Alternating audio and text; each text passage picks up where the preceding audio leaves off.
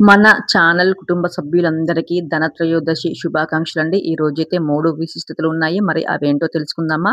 ఈ రోజైతే పూజ గదిలో కుబేర ముగ్గు అయితే ఖచ్చితంగా వేసుకోవాలండి. అలాగే ధన్వంతరి జయంతి అండి ఈరోజు.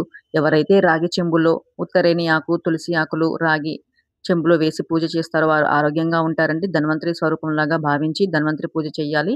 అలాగే ఈరోజు కుబేర పూజ చేసినట్టయితే సాక్షాత్తు లక్ష్మీదేవి అనుగ్రహం కలుగుతుందని అమ్మవారు స్వయంగా చెప్పారండి. మనకి రూ. 5 అనేది కుబేర స్వరూపం అండి. ఇలాగా ముగ్గు వేసి రూ. 5 కాయిన్‌కి పూజ చేసుకోవచ్చు. కుబేరాయ నమః అనుకుంటూ.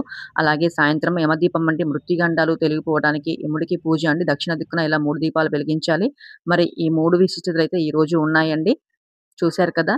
అమ్మవారికి ఈరోజు చక్కగా పరమాన్నం నైవేద్యం సమర్పించి, చక్కగా తాంబూలం సమర్పించి, అమ్మవారిని మనస్ఫూర్తిగా అమ్మవారి ఆశీస్సులు కావాలంటే కోరుకున్నానండి. మరి ఈ 3 విశిష్టతలు మీరు కూడా సాయంత్రమైనా చేసుకోవచ్చు మనం ఇంట్లో.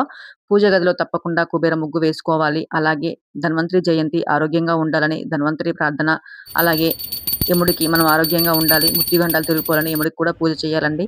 Thank you for watching. Happy Deepavali.